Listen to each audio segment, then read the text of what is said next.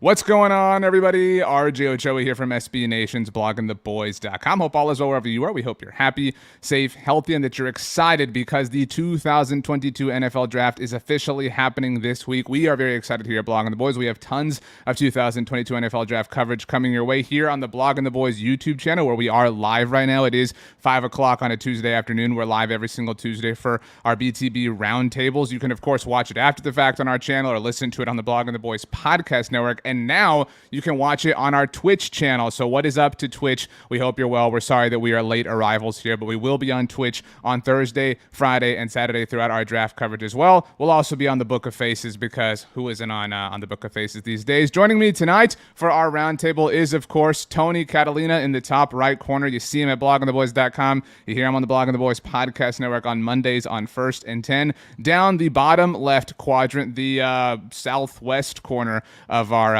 particular frame is Danny Phantom on Twitter, Danny Phantom 24. You hear him on Fridays on the Star Seminar. You can hear him this week on our special post-draft coverage on our podcast network. Danny's going to be leading that charge. You can, of course, see him at bloggingtheboys.com. And with us for the first time on a roundtable, but not a stranger to the Blogging the Boys YouTube channel or Blogging the Boys universe, the author of Connor Livesay's 2022 NFL Draft Guide. Perhaps that is a bit of a giveaway. Connor Livesay himself on Twitter at Connor NFL Draft, where you can get his incredible 2022 NFL Draft Guide. In fact, I think, Connor, you're in a giving spirit. We might call you Connor Claus here tonight. I think you're going to give some away. Is that true? That is true. I think, what do we say? We'll do 5 and then see how that works out. How do you want to do it? It's your thing. Do you want to give them away to people who comment, people who, I don't know. I'm the new one here, so don't put me in charge. I don't even know how people comment. Let's do this. Anybody who comments Connor Draft. That's it. And Connor is spelled C-O-N. Just Connor. Just the word Connor. C-O-N-N-O-R. We'll take those people as entrants and we'll announce them on Tuesday night. How's that sound, Connor? We'll comb through them and then we'll tweet them after the fact. Sure. Okay, cool. So anybody who has a chance or you want to let us know and comment along. And that is your official entry. Dan, you are not eligible to win one of Connor's draft guides. He was kind enough to give them to us anyway over at bloggingtheboys.com. But how are you feeling? It's draft week. You know what? I'm super excited. I kind of feel like, Buddy the Elf when he finds out that, the Santa, the mall Santa has arrived. Hopefully I won't be as disappointed as he turned out to be. But that reference is lost on me. I've never seen the movie Elf. I think it's dumb. You don't see any movies that I reference. You didn't see I know, but Roadhouse if it's going to be a popular Christmas movie, it either has to be about Santa Claus or about some sort of like incredible love affair. Like something about an elf has nothing to do with either of those things. So, and again, like I've seen enough Will Ferrell movies. Like you've seen one, you've seen them all. You know what I mean? All right. Well, I'm excited, RJ. I'll just leave it at that then. Tony Catalina, what cap are you wearing? Is it Liverpool? No, it's Bad Birdies, a golf company. Of course it is. I saw you on the links this past weekend. Bad Birdie's one of these hipster golf companies for the up-and-comer golfer, the young man's game. Connor, I know you are one to play a couple of nines. Are you a Bad Birdie enthusiast yourself? I've never heard of the brand before. I'm not very good at golf, so probably a good golf brand. Stay away from me. Tough scene for Bad Birdies here on the roundtable. So, okay, well, welcome aboard, one and all, for our Tuesday night roundtable. The Dallas Cowboys held their annual pre-draft press conference today on Tuesday, and so we have some takeaways. I'm going to start, and I don't usually do this. I don't like to make the show about me. It's never the thing I want to do around here, but I'm curious, and anyone who wants to respond, go right ahead. This is an open floor, open forum, kind of a town hall meeting here as we get ready for the draft. Tony, is that a vanilla Coke? Is that what that is? That's exactly what it is. Look at my ability. That's a superpower, people, to just tell what sort of soft drink it is based off of the bottle. But anyway. What is this, RJ? That is that's a root beer of sorts in a glass bottle. It's a Coke Zero. Is it a glass bottle? No, it is. It's in a glass cup. Well, that's different. That's cheating. I can't spot that. I mean, that's not what my trained eye is for. I could do it. Whatever. Okay, so the kind of I think this was the least interesting pre-draft press conference that the Cowboys have had in recent memory. I'm curious if anybody agrees or disagrees with that. And the kind of takeaway moment was Jerry Jones's joke. The Cowboys were kind of getting ready to start talking about what they were going to do, and Jerry was talking about his involvement in things, and he joked and said that Stephen Jones was responsible for the Taco Charlton pick, and that he was responsible for the Micah Parsons pick. Now, this was clearly a joke. I think people saw tweets and took it seriously and literally. And I realize I'm dying on this hill, perhaps all by myself. I think it's kind of classless of Jerry Jones to, take shots at Taco and kick Taco Charlton when he's down. Taco hasn't exactly had a great NFL career, but the Cowboys are the team that spent a first-round pick on him 5 years ago. Am I overreacting? Am I just old now? Is that what's happened to me in my life and fatherhood? Yeah, you're old. That was funny. Yeah. It was funny. I'm not like in a vacuum. It was funny, but I think like to act as if they're above Taco. I mean, they're the team that like went to bat for him. So like, let's not act like they all of a sudden think he's trash. I mean, that's what I think. It was kind of. I don't think the general manager of a team, and I realize the structure of the Cowboys, but I don't think that person should be out here saying that 2 days ahead of the draft. I think that's kind of a bad look, personally. I think it's on brand. I think I think Jerry was being self-aware, but at the same time, he wasn't going to take that himself. So he threw Steven under the bus and backed it up. But I don't know. I thought it was funny. And if Taco's feelings are hurt, I guess, I got a good laugh at Taco's expense. Dan, do you agree with me? Or are you guys on the lawn and I'm screaming to get off? Is that what's happening here? I really try to not agree with you if I can. No, I don't. Just like Tony said, it's just Jerry being Jerry. I don't think anything of it. And, I mean, he's, Taco. Taco was a bad pick, and I think Jerry went on to later say when he's being more serious that we all do this collectively. Even though it seemed like he was really trying to give himself some credit for being a part of that, but as far as that statement, that's just normal Jerry stuff. Wow, you guys are all heartless. I mean, heartless people. None of you should ever be allowed to watch a Pixar movie again because those are above your morals. Connor, I saw you nod when I said this was one of the more least interesting pre-draft press conferences from the Cowboys. This is notoriously, and Dan, I'm excited to get your thoughts on this in a second, kind of the largest opportunity we have maybe all year except for the pre-training camp press conference to kind of understand and discern what the Cowboys are thinking. They do tend to kind of show their cards in the proper way here. Did you feel that way? Or was this kind of just boring? Anytime the first 15 minutes are going to be spent on Kelvin Joseph, and can you give, the media asking, can you please give us an update on the situation? And you get the same, we're monitoring it and it's being investigated by the league. That's all we know. I knew at that point that it was going to be a rough one. And I get why they have to ask that, but the draft is in literally 30 hours. Like, can we just talk about it and ask it in 30 a way hours? Connor, do you understand the way time works? Well, for what is it, 48 hours? Sorry. There we go. Okay. But either way, by the time this comes out, it might be 30 hours. Who knows? This is live. Live. Well, if you're listening to it in podcast form. If you're listening to this 18 hours after 5 o'clock, yes, Connor's right. Right. There's a gold lining there. But, for me, it was just like Jane. I think Jane asked it in a way that it should have been asked off the jump. Like, hey, does the Kelvin Joseph situation affect the way that you're going to view corner in this upcoming draft? And it took 18 minutes for that question to get asked, unfortunately. But when it started off like that, I just knew it was going to be a rough one. And I do kind of,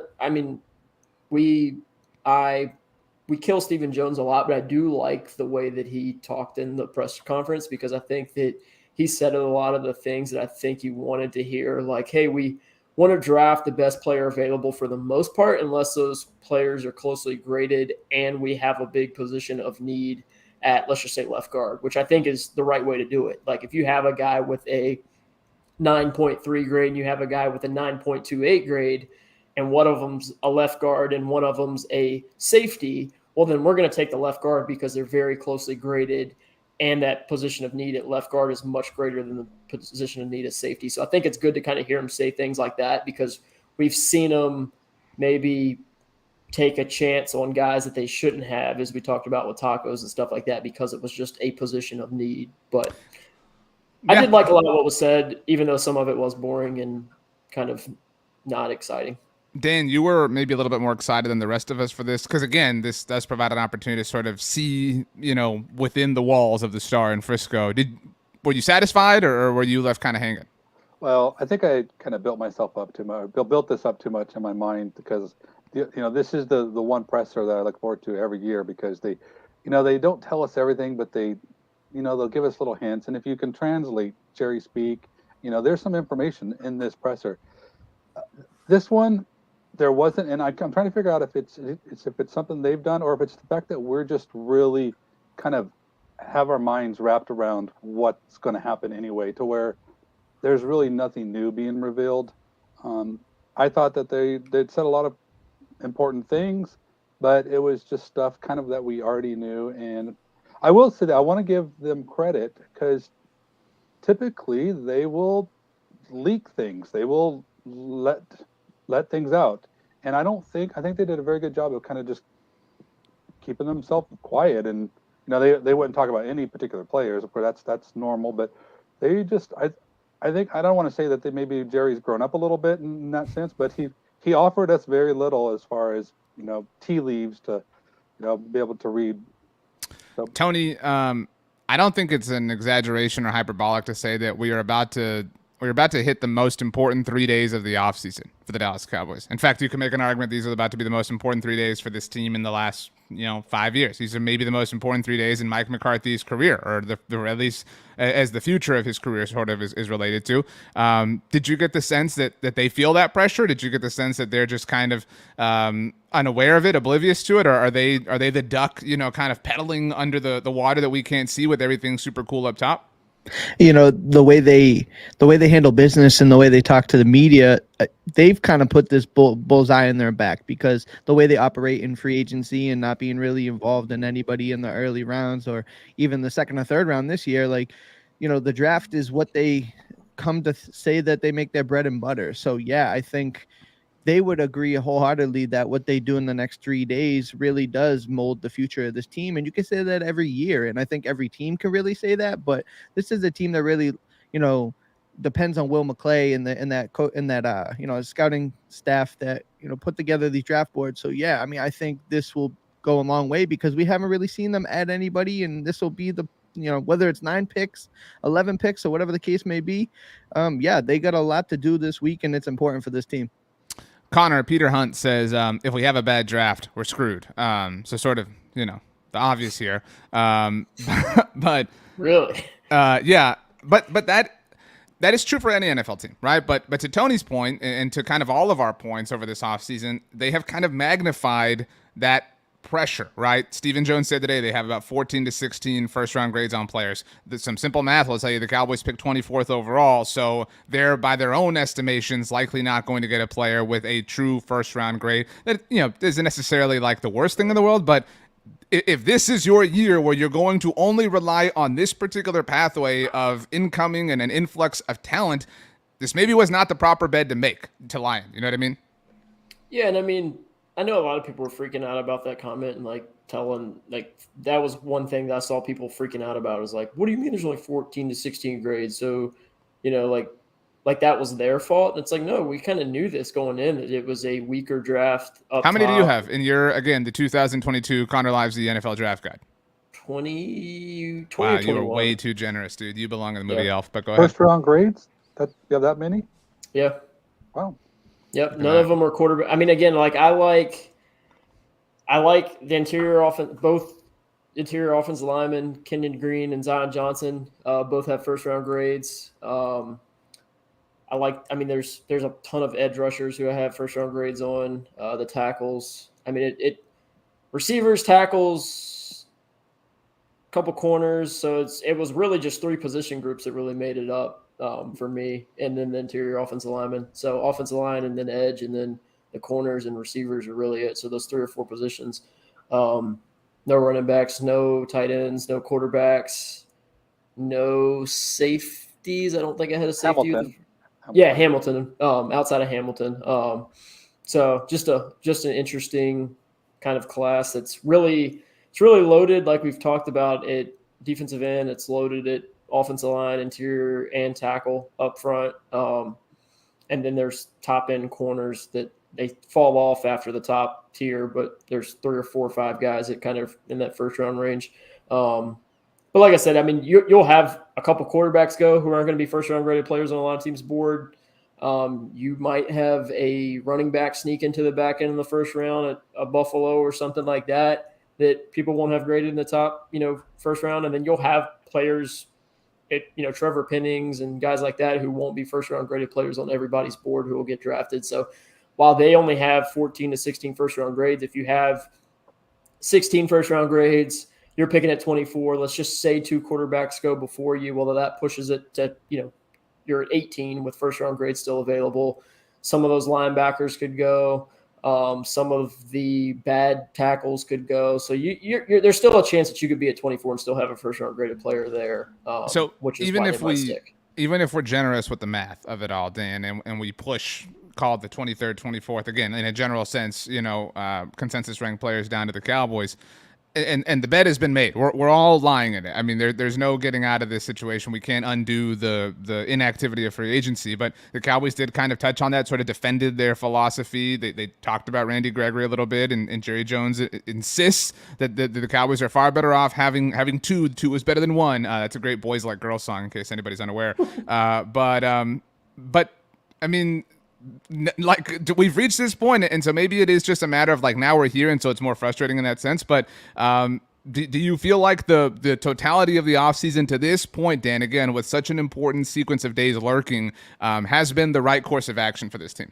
Yeah, I mean, I have no issues with it. And I think there's one thing that they mentioned that was important, because they talk about as they are being asked and named off all the players that they've lost.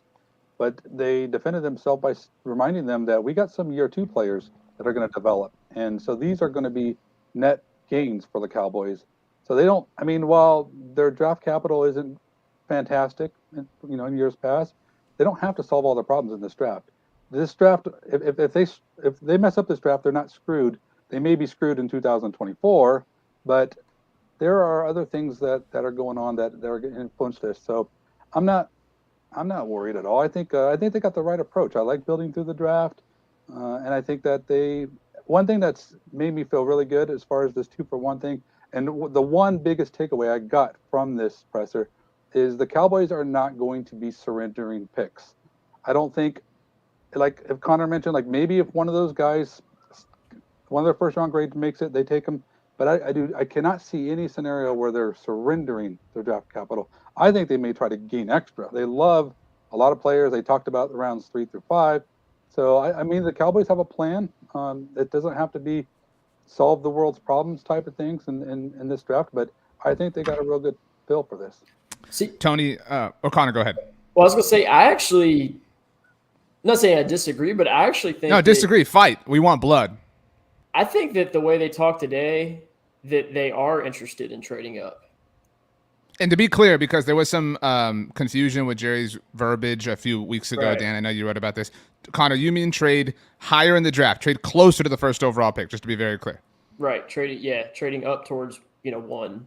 Right, and so explain why you feel that way, what they said today. Because in that same vein where they were talking about only having 14 to 16 first round grades, they were asked, I think right before that was a question before that, where they asked Jerry to kind of reiterate what he said the other week, where he was talking about trading up. And he kind of, walked around it and was like, look, I wasn't saying we're definitely doing it, but I was asking if it'd be a consideration, and it would be.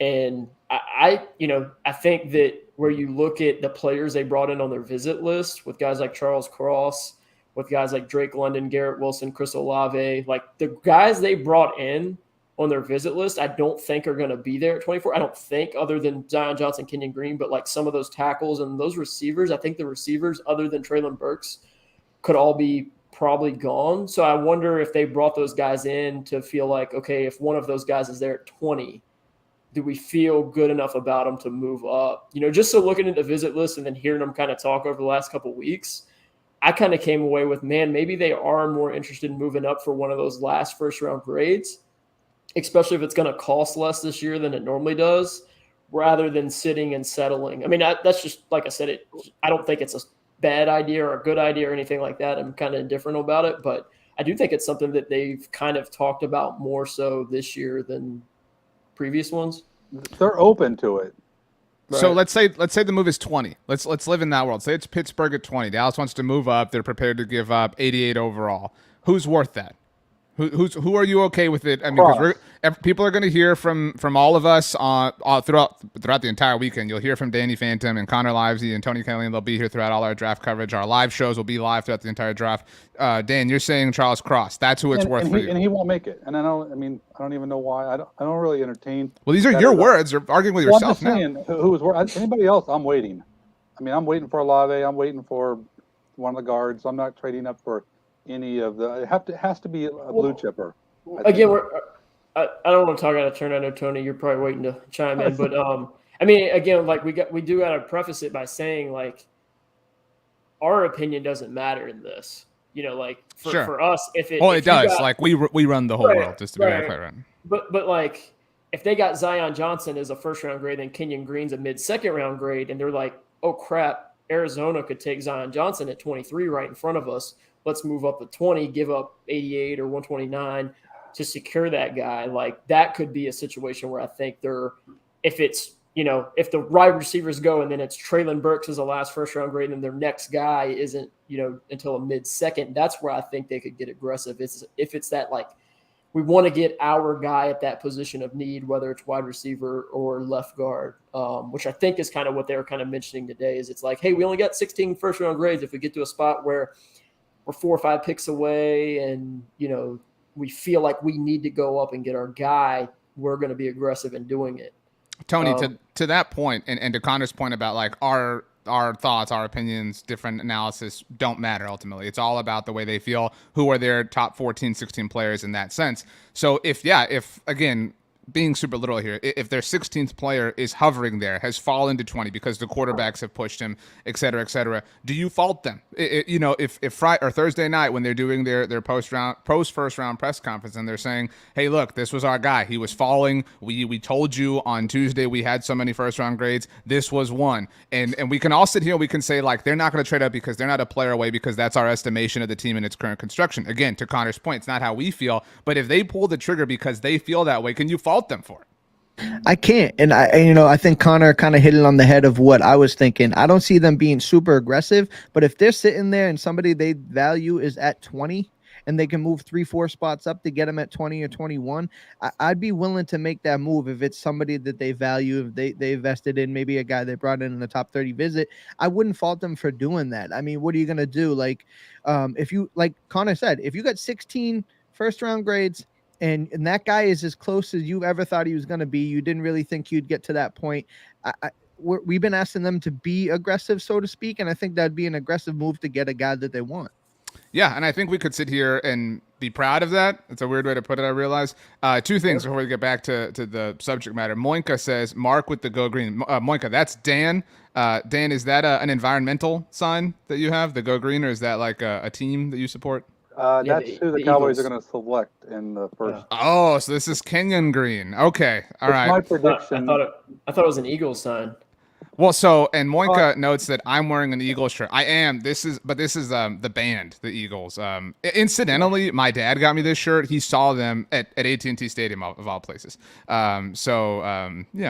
It is what it is. But the other thing, Mitchell says, RJ, are you live streaming? We will be live streaming the entire draft. We are going to be here on the Blog of the Boys YouTube channel, the Blog of the Boys Facebook page, the Blog of the Boys Twitch channel. Like I said, you'll see Blog of the Boys personalities throughout the entire thing. We'll have lots of content available for you on the site as well. Connor, we are going to chain to his chair in his home so that he can tell us about all these draft prospects. We'll be reading off of, I don't mean it that way, Connor, relax. And we'll be reading from his draft guide, of course, throughout the entire weekend and telling you how to get smarter and understand who the Cowboys are drafting.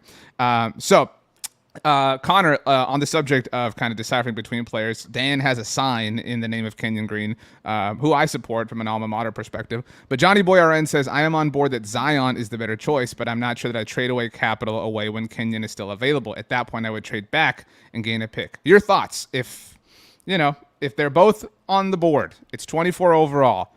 Say you do prefer, I think you prefer Kenyon Green, if I recall correctly, Connor. Yeah. Good man. But would you trade back and risk losing Kenyon in the name of acquiring future capital? We have done that before, by the way, in our mock drafts. Connor and I have been doing mock drafts every Monday here on the Blog of the Boys YouTube channel. We did that, I believe, a few weeks ago and traded back to 29 with Kansas City, and that worked out pretty well. And that was the draft we took Zion. Yeah, I mean, you got to be careful, because if Zion goes at 23 and then you move back to 29 and then Tampa Bay takes Kenyon Green at 27, I think they're at, then they need guard help. They lost interior offensive lineman this year in free agency, so they need guard help. If they steal your top 2 graded guards, which I don't think is the absolute end of the world, if you still have some receiver options still there that you'd be happy with. But again, if you're, honing in a little bit on left guard and then you trade back and lose both of them, I just think that's a risky thing. I think if you're going to trade back, both of them need to be there, and you're moving back kind of like the Micah Parsons deal last year, where it's like, hey, Micah and Rashawn Slater. Right. We're going to move back 3 spots, and one of these guys is still going to be there because we know somebody's coming up for a receiver or whatever position it might be, and we know we're still going to get a guy that has pretty much the same grade at positions that we need at 28 or 29 or whatever it is.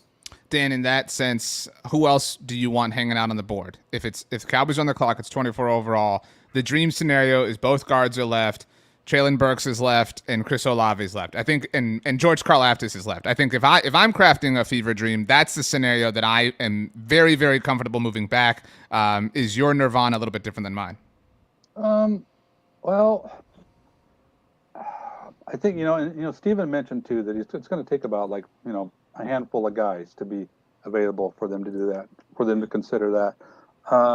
Are you asking me which players that I would be want to see on the board to move back? The question is, who has to be there? What collection? What combination of 3-4 players have to be there for you to feel supremely comfortable moving back? I mean, I would be okay with taking Ebiketie late in the first. I would be okay with it. I'm starting to kind of think maybe that Dotson wouldn't be terrible late in the first. Connor made a big push. We got him in the second round. Actually, Connor, we traded up right yesterday on Monday. Yeah, traded up for Dotson. If I'm getting extra draft capital, I'm going to be far less pressured to really hit a home run with that late first rounder. So there's a good list of players that the players that I'm thinking like early second round that I'm okay with waiting for. If that player is not available, I'm probably going to make the pick. And if I'm the Cowboys, I'm a Zion person. I just think that Zion's going, especially after listening to Connor last week. I don't think he gets past Arizona. So I've talked myself into being okay with Kenyon Green. He's a player that we need. But yeah, there's a lot of players, and I think I honestly can see that happening if their guy is not there. I want to ask each of you this, and I'm starting with you, Tony. It's kind of hard, I think, to come up with a scenario where the Cowboys botch this, where they completely blow this. I really think that the floor is high as far as potential success for at least 24 overall, or at least what they do in the first round, I guess, if you want to widen the parameters. But what is your holy crap, please don't do that pick? Because those have existed, right? Like in 2016, it was Joey Bosa, right? And that aged very poorly. But if we speak among the collective, pulse of Cowboys Twitter, Cowboys Nation, everybody hated Joey Bosa in 2016. In 2017, it was Taco Charlton. So that didn't exactly work out. In 2018, there was some disagreement, but it was kind of Leighton Vander Esch for a lot of people. And in 2019, it was Tristan Hill, especially if they were going to pass on Taylor Rapp and Juan Thornhill. But in 2020, it was Kayvon Chaisson, and they managed to avoid that and draft CeeDee Lamb. In 2021, for some people, it was Micah Parsons, and that aged poorly in a very good way. But so who is your please, for the love of God, do not let this be the pick in the first round on Thursday night? I literally only have one name in. That's the question, so it's a good thing. Perfect, because it's the only name that popped in my head. Do not want them to take Trevor Penning.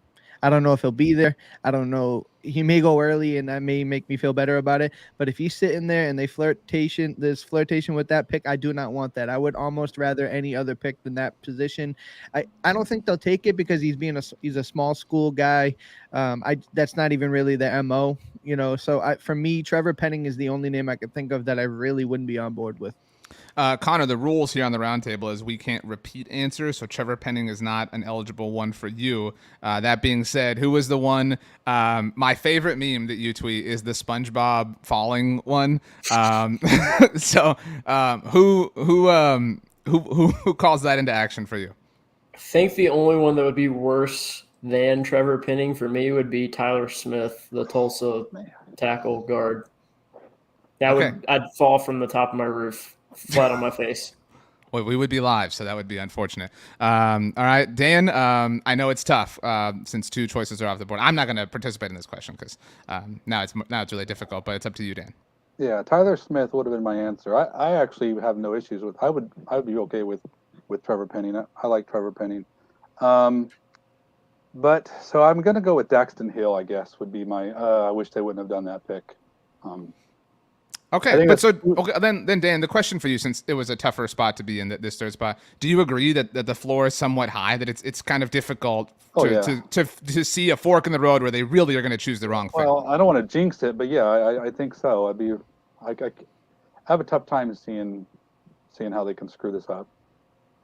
Can I say something real quick too about this whole thing? Is I feel like so many people, and again, I feel like I'm sticking up for like Steven and Jerry right now, which is not something I normally do. But so many people point to that 2017 draft and be like, oh, you forgot that they took Taco over TJ Watt. And it's like TJ Watt was available at 30. So the entire NFL did not think TJ Watt was going to be defensive player of the year every year in his career. I mean, I like TJ Watt. I remember he was like a 1-2 grade for me. And that's where most people had him. I just don't think that that's a situation this year where it's like, they're going to take, and even that year, it was like, yeah, Taco was like a 2-3 for me. So they did take the worst player, but it's like, I just don't think that people are pointing at that Taco TJ Watt situation and being like, don't do that again. And it's like, well, look, the whole league kind of let TJ Watt get to the end of the first round. So let's not think that they were the only idiots in the room there. Along those lines, Connor, I said this today on the 750 with Tony Casillas. People love to say like, well, you can't, properly grade a class until 4 years, 5 years in, until their rookie contracts are over. And yeah, 2017 was a disaster, right? Like it was an unmitigated disaster. But 2018, like I feel like we don't give that class enough credit. Leighton Vander Esch, who I think some people gloss that pick up a little bit more than I personally would. But Connor Williams, I feel like doesn't get enough credit. I mean, he was a starter for 4 years. I maintain that like there are a lot of Cowboys fans who only look at the penalties this past season and are like, he's trash, when that is literally the main hole that we are concerned with filling in the here and now. Michael Gallup, obviously, that fourth round. I know that, things have been said about Dorrance Armstrong, and what Stephen Jones said about him on the radio last week did him no favors, but still got a second contract with the team. So did Dalton Schultz, obviously, to the franchise tag variety, and they also landed Cedric Wilson. Like, that was 4 years ago, and that was a pretty solid overall crew. The next year, doesn't look great already in 2019, but Tony, I mean, like, are we sometimes too harsh on them? Have they somewhat earned the benefit of the doubt? You are the eternal homer around here. Yeah, I mean, like I said, what they do well is draft, or at least that's what we think they do well. And, they definitely don't participate in free agency. So the homegrown talent has to be productive if we're going to be competitive. So, yeah, I think like you said, you got to give it some years. You got to see how it goes. And I think you're absolutely right about Connor Williams. I don't think he was all world, but, 4-year starter, a guy who, we are trying to fill his holes and fill his need there. So, yeah, they do well with some of these picks. I don't know if they hit home runs as much as the Cowboys Nation likes to say they do, but at the same time, they do draft pretty well, and there are some guys that they can hang their hat on, and they're going to need some more of that this year. So, Connor, getting back along the lines of like, how could this thing fall apart? I think we all agree, based on that exercise, that the floor is very high in the first round. where it's fallen apart in years past has been the second round. In fact, the only second round that I think we have felt better about the draft after was 2017. Everybody after the taco pick said, okay, they got Cheeto, like, okay, great. Like now they're starting to put this thing together. But other than that, it's kind of been this like, okay, you start off really strong and then you started off Friday night on a left foot and it just got really weird and really bad. So say they go any of the positive directions, and we've listed a number of them. It could be any of the guards, it could be one of the wide receivers, it could be George Karlaftis. I mean, if they somehow landed Charles Cross, even if they traded up, but we are to presume they have their second round pick. What is the beginning of the fall that they take, that they generally wind up doing? What is the classic sort of vintage Cowboys risk that they would take and roll the dice on at the beginning of Friday night? That is a tough question. That's just because I don't sit around here and throw softballs, Connor. Gosh, yeah, that's tough. Ugh.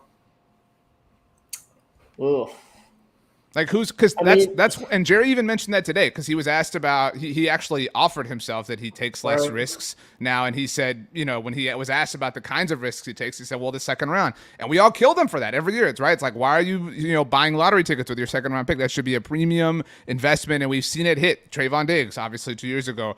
Kelvin Joseph was an example of a risk, and we'll see how that plays itself out. You mentioned obviously the beginning of the press conference today. So who's the risky classic Cowboys second round pick that could happen on Friday night?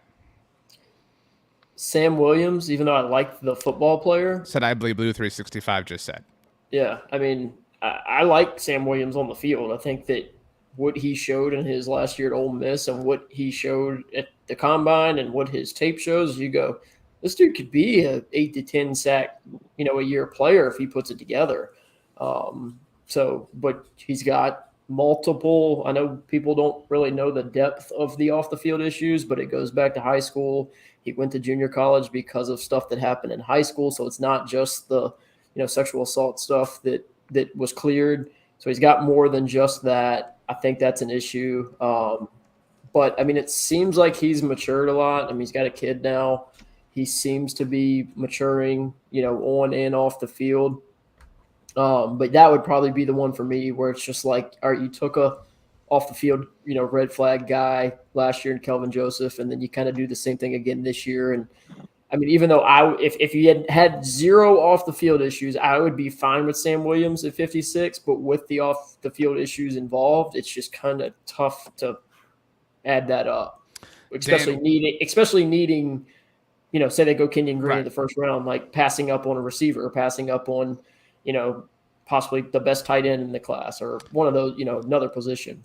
Dan, we've seen them take different kinds of risks in the second round, and they love to kind of feel like, well, we really got multiple first round picks. That's like everyone remembers the 2015 draft where it's like, well, yeah, hey, we effectively got 3 first rounders, with Byron Randy and Lyle Collins in that unique situation.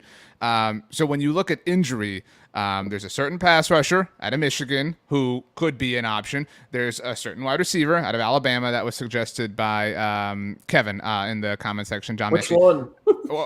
But so like that could be the play, right? I mean, we could all see the Cowboys taking one of the guards or a tackle or George Karlaftis. I guess George Karlaftis doesn't fit this total hypothetical, but taking one of the guards, let's say, and then coming back with that and saying, well, we really got 2 first rounders. That's what we believe. Is that not right up their alley? Yeah, they would love to do that. They want to extract value any way they can. To me, I don't think a Jabu at 56. I'm not going to have any issue with that. I mean, there's risk there, and Jerry talked about availability, but that's a risk I'm okay. By the way, Jerry throwing Randy Gregory's availability out right now, that was pretty classless. But whatever. Go ahead, Dan. Sorry. To me, I think that first off, I think Connor's answer was correct. That's the one thing I wouldn't want to have happen in the second round. But one thing that worries me that they could try to do is they might start panicking with the wide receiver. I don't want them. I like George Pickens, but I don't want to give up a 2 and a 3 for him. I don't want them to take a third round receiver at 56. Like if it's like Khalil Shakir. I mean, I like him as well, but I don't like him at 56. So I don't want. I could see that being a mistake. Is like they get their guard early and then like, well, now what? At wide receiver, we got to do something, and then they turn around and they reach or they, trade away, capital or something, and they panic. That's a mistake I could see them maybe do. Tony, speaking generally, what position results in the for lack of a better way to put this, the like largest volume of dragging of the Cowboys? Like what positional reach? My offer to you would be wide receiver, like to Dan's hypothetical, because it would be like you traded away Amari Cooper, you are the one who dug this hole, and then you turned around to reach, so you went through all this hassle just to pull this off when you could have just kept Amari on the roster. Yeah, you said you don't throw softballs, but I think that's the easiest question you've asked because they created this need that they have now. They have Michael Gallup coming off an ACL. Amari Cooper's in Cleveland, going to be cold. So you have an issue there. And I think if they reach, I do think there's going to be some combination of interior offensive lineman, wide receiver, and 1-2. However they decide to go that way is going to be dictated on the board. But yeah, I think the wide receiver has the biggest chance to be something that either people love or hate, when that pick gets put in. In the spirit of that, because it's always fun to like pick at old scars, everyone, you will have to answer this question. Connor, you get it first. If you could right now undo or sort of amend one offseason move for the Cowboys in the lead up to the draft to affect the draft strategy, what would it be? I mean, probably the Amari Cooper. I think the Lyle Collins. So it would be not trading Amari. Right. It wouldn't be making sure Randy Gregory is signed, like because those are the two kind of primary options. No, I mean the only reason I'm so upset about Randy Gregory is because they moved on from two guys to be able to afford Randy Gregory and then lost Randy Gregory. So if you're keeping Lyle and Amari, I understand having to not pay Randy Gregory $16.5 million a year and going the cheaper out there when you got guys like Michael Parsons and younger guys you just drafted. But when you move on from two really good players to free up cap space to pay guys like Randy Gregory and then you don't do it, that's when it becomes an issue for me. Dan, I'm going to allow you to have the same answers. Is it the Amari trade for you or is it something else? Is it maybe not releasing Lyle Collins? No, I mean it's the Amari trade for me, but I'm going to give another answer too, just because I want to speak to how little upset that I am about this free agent, because I'm not at all. And so I think if the one thing that I would have liked to see them have not done, I would have liked to see them retain Malik Turner. I know it's not anything big, but I think that just gives us extra wide receiver depth. That's important. I know he didn't cost much. So if I'm going to be upset about something, I'm going to pick something really, small like that. Okay, that's fair. Tony, since you already talked about Amari, let's move on to a different subject. It's a big night Thursday, and I touched on this, but you'll all have to answer this, and we'll go reverse order. So it'll go Tony, Dan, and then Connor, you're last. Sorry, but this is the biggest moment for the Cowboys since when? I mean, this is because a lot hangs in the balance here. Like we're looking, this is a very, very large potential butterfly effect moment. This potentially affects the future of Mike McCarthy in Dallas. And with that, so many other things. If Mike McCarthy is on his way out and Sean Payton's on his way in, then future draft capital is probably going to be compromised in the name of acquiring Sean Payton, which means you really have to nail this draft. So, I mean, this is the most pressure-packed, sequence of time for the Cowboys since when? Besides the playoff game a few months ago. I don't know. I mean, it's a tough question to kind of think of it in the history perspective. Well, you have to answer or else. Right. So. I'm trying to get to it there. I don't know. I think how they lucked into Dak Prescott, I think with Tony Romo getting hurt and understanding his demise was on the way out, however people feel about that, that was a real, obviously, without saying it, that's a pivotal moment in this franchise's history. If Dak Prescott isn't here and doesn't ball out in the preseason, what does the next year or two look like? I mean, Romo's still there. Who knows, right? So I think they're in a situation here where, like Dan said, it may not affect them this year. They may be competitive this year in a division that is a winnable division, but this is effects that could go beyond this year, 2 years, 3 years from now. We might be talking about, like you said, Mike McCarthy's not here. It just could look entirely different. I mean, what's the odds that Dan Quinn doesn't get picked again another round of head coaching vacancies? So this team has a real potential, to really look like a different football team for better or worse come after this weekend. Dan, Tony said the words "this team," and this team has a general propensity to underwhelm when expectations are high. And that, just speaking generally, right? Like anytime they have a successful season over the last decade or so, the next season when they have some sort of expectations, they fold. Now, you can argue that there have been some extenuating circumstances and there have been injuries and things like that, and that's just kind of the luck of the draw sometimes. But so that being said, like, this is a you have to perform or else moment, and I think a lot of people are kind of used to the Cowboys letting them down in those sort of situations. Yeah, they are. I don't see it that way. I mean, I think that. I mean, Jerry even said it too. This is a 500 league. You know, you're just trying to do what you can to be on the right side of that. And I just think that this is no different. And I hate to kind of make very little of how important this draft is. Of course, all drafts are super important, but I don't think it's like that big of I'll go back. It's the biggest moment since the Mari deadline, just trying to, you got to make a decision on that before, that's how I feel about this draft. It is important, but it's not the end all be all here. And I'm not too worried about it. Connor, am I being dramatic, or am I like the dude in the movie Deep Impact that saw through his telescope that a meteor was coming to destroy the Earth, and I'm just kind of letting everybody know what's on the way? Have you seen the movie Deep Impact, Connor? No, you have horrible taste in movies, and you always ask me. It is better than Armageddon. People think that Armageddon's really great. Deep Impact destroys Armageddon. So, but you said you had never seen Elf, so that tells me all I need to know. But yeah, I'm not the mainstream, basic person that's seen Elf. Sorry, but okay. Is this a super duper important moment?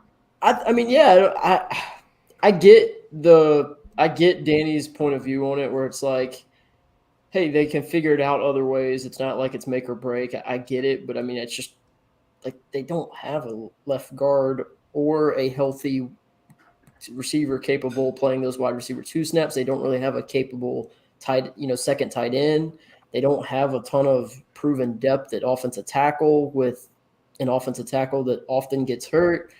They don't have a great presence at defensive end unless they're going to play Micah there. And if they do play Micah there, then their linebacker depth is Leighton Vander Esch and Jabril Cox and guys like Francis Bernard, who have only been special teams players. And, then it comes down to, hey, if the corner room is consisting of Trayvon Diggs, Jordan Lewis, Anthony Brown, possibly Kelvin Joseph, and Nashawn Wright, you stayed healthy on the defensive side of the ball for almost the entire year last year. The odds of that happening again in 2022 aren't as good. So I think you're putting all your eggs in one basket, and that's, we're going to stay healthy again. We're going to find guys in the draft, and we're going to, improve because of second year development. Well, I would add to your point as well, Connor, just to continue making your case. You're also banking on being the exception to defensive success in the NFL, in that you will not regress to the mean the way other elite defenses generally do the year after they're elite. Right, and that's what I was also getting ready to say before you stole the words out of my mouth and made my opinion not sound as cool. But that was going to be my final thing. Is defense doesn't back-to-back defensives, great defensive years don't happen. You regress from defense for whatever reason. It's hard to replicate defensive success from year to year. We saw it with the Chicago Bears a couple of years ago when they had the best defense ever, and then they went into an absolute pitfall and have struggled since. We've seen it. We saw it with Washington. People were like, 1 year ago, Washington's going to repeat as division champs because Chase Young and his whole defense, and I think they regressed harder than most tend to do. They went to like the opposite side of the spectrum. Right. But still, even if you regress to the mean, like, this team's not going to get as many takeaways next year. And like, that is a big part of why they had so much success. Yeah, absolutely. And I mean, I think last year you stayed healthy for most of the season. You had a just insane year on defense. Your offense has struggled. So I think you could say, well, our offense isn't going to struggle and our defense is going to get better, but I think it's going to end up looking more like, hey, our offense is going to be more consistent, but our defense is going to regress. And where does that land us is probably where I think, if I had to review the 2022 season on April 26, 2022, I would say that would be the recap for me. It's the offense played more consistent throughout the entire year, but you saw that natural regression from the defense, and you had some injuries that didn't crop up the year before, and that led you to 10-7. Tony, I like to say that you're the resident homer around here, but you are actually our Chicken Little. I mean, like, it takes a fraction of the sky. I mean, it just looks like rain, and you start putting up boards on the windows, preparing for a hurricane sort of thing. So like hearing that, do you suddenly feel like, holy crap, this is a pretty terrifying couple of days that we're about to live? No, I mean, I think Connor hit it on the head. I mean, they've been telling us that they are draft savvy. They are not free agent bargain jumpers. So you trust this is what you're saying, or you're just like you just accepted it, like you're just kind of accept here. It. Yeah, I'm not happy about it. There are some things I wish they would handle differently, but this is the world we live in. Now they need to go out and make do of these picks that come in, make production, and find ways to fill gaps that in some cases they've created for themselves. Dan, to me, it feels like I once did, those like home services where they send you meals and they give you like all the ingredients and they tell you what to do and you make it and it's supposed to look and taste wonderful. I did that and it sucked. And I had to like add my own sort of things to just get it to be like passable. I kind of feel like the box has just arrived. Like this offseason is the box of the plain Jane ingredients. And now we have to figure things out, but they don't have things. They don't have a cupboard of super awesome seasonings like I do. You know what I mean? They're just kind of stuck with these are the lemons, make lemonade. Have you seen Jerry put salt on his breakfast sandwich? I mean, that's right. He's got some seasoning. So I think. Are we all doom and gloom, Dan? Because you can be more optimistic than most. No, I mean I think there's some realism here, but I think a little bit doom and gloom. I think that I agree with Connor that I think the offense is going to improve. So I do think the defense is going to regress, but I really have confidence in Dan Quinn that he'll be able to do good things with a lot of players that will be coming up in the second year under him. And so I mean I don't think the defense is going to like take a big step backwards. So collectively, yep. I was going to ask you, do you think the offense improves from 2021, or do you think it just doesn't have the giant absolute fall off that it had? Because I think it's hard to say that this offense could be better talent wise than it was in 2021 because you're missing the right tackle, the left guard, the best receiver, in my opinion, and your blocking's older, and all that. Yeah, and your swing tackle's not as great. Just that's important. Right. You're absolutely right. I mean, from an individual player's perspective, if you like laid everything out, you're going to see we have more talent than we'll have this year. However, the one big piece of that is the guy throwing the ball, and I think a healthier Dak is going to change everything. I have confidence that they're going to be able to fix things on the offensive line. I mean, the way that Cooper was being used, I have confidence they'll be able to come in there and with the receiving core that they'll have and be able to move the ball. So I'm not worried about the offense. I think as long as Prescott's healthy, that the offense will be better. And I like Terrence Steele more than the average guy. So I just unless they really get hit hard, like Tyron goes down and they suffer lots of injuries, offensive line, I really think that the Cowboys offense is going to be fine. Nobody asked for my opinion, which hurts. But I agree with you, Dan, that okay, like Dak will take care of it, and that's what terrifies me. I think last season, a lot of the reason why we're a little bit, a lot of people are a little bit shook is last season kind of shook the like hardcore Dak defenses, right? Like last season really took away a lot of the ability to like in totality defend Dak Prescott. I don't think anybody thinks he's trash. I don't think anything like that. But last season proved he's not infallible. That he's not on the level of say Josh Allen. I know that you love that take, Connor. But beyond that, this team is like purposefully putting everything offensively on his shoulders and purposefully almost in the same way putting everything defensively on the shoulders of Micah Parsons. And so it's like, why? I mean, why do that? Like you don't have to play football this way, and if something were to happen, to either one of them, whether injury or regression or just, general bad performance, you'd be screwed. I mean, just because like you're making them the center of your overall structure. I mean, Connor, you were nodding. And I'm just worried that which like I said, I agree with you, Dan, that if Dak's healthier from a mental and physical standpoint in 2022, the chance for that offense to be more consistent and be, play better than it did in 2021 is available. But I'm worried that like what RJ was saying, that you're just doing the Justin Herbert, where it's like yeah, he did all those things. He carried the offense. Micah Parsons carried the defense like Joey Bosa, but that was to a 9-8 record or because of the amount of pressure and weight that you're putting on those guys' shoulders. It's not taking the next step from 12-5 to 14-3. It's going, hey, we're an 8-8 team. They're going to give us 2 more wins than we probably should have. And that's my biggest kind of issue with where they're at right now, is that I think they got – we'll see what happens after the draft. But right now, I think they're a less talented team that stayed really healthy last year for the most part, minus the quarterback dealing with little things that probably impacted his play. But I think that offensive line could look worse throughout the stretch. I'm sure you're going to have injuries on it. You don't have the depth you had.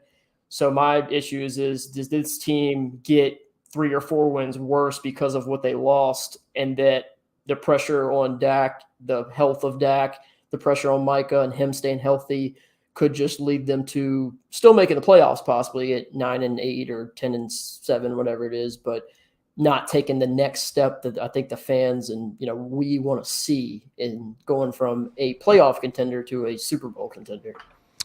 All right, let's wrap. Tony, you go first. Connor second. Dan third. One thing that definitely will happen over the next couple of days, over the next 4 or 5 days. You can be as low-hanging fruit with this as you want. You can be the loser that says the Cowboys will draft a player. Nobody will respect you, but you can do that. The rules are wide. So, Tony, you're up first. Well, they're definitely going to draft some players. That's for sure going to happen. But I think we're going to find ourselves come Friday, whoever is here on the Blog and the Boys Network. I think there's going to be somebody there Thursday that we're all going to be like standing saying, oh man, this dude is there. This is the guy that we've talked about, whether it be a guard, be a wide receiver. Maybe we didn't expect them to get there. And I think the Cowboys don't make the move. I think they stand pat. I think they just take and just fall on their board. And I think it's going to be a topic of conversation. Kind of like when Derwin James was falling 4 years ago. We all thought like, oh my gosh, this might break it. And then they just stayed and took Leighton Vander Esch. Right. I mean, for me, I think the whole CeeDee Lamb, I don't know. I mean, I think in all of Cowboys Nation, when CeeDee Lamb was the pick, I think collectively everybody lost their minds. But I think in this situation, something not to that magnitude, but something will happen where, we might sit up a little bit in our chair and the Cowboys just won't pull the trigger on it. Wow. Respect. So Tony forecasting. I'm going to let Dan go because he's going third all night. Look at that, Dan. The graciousness of Connor Livesay. Oh, I'm trying to think. I don't want to. Well, Tony went negative, so we could use something positive because Tony was like, "Yeah, we're all gonna have our hearts broken." So maybe you can save us, Dan. I think we're going to be pleased with a lot of the players that they select. I mentioned this last time. I think they're gonna draft. They're gonna have more than 9 picks.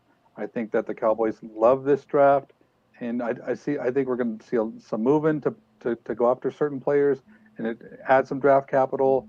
But I think when the dust settles on this, we're going to look at this and we're going to be able to point to a handful of guys that we really feel good about helping improve this football team. Okay, Connor, Kevin says we trade back day 1 and trade Pollard day 2. Kevin clearly watched our mock draft on Monday. Quickly, before Connor goes, look, I'm not advocating trading Tony Pollard, but Tony, Dan, just agree or disagree.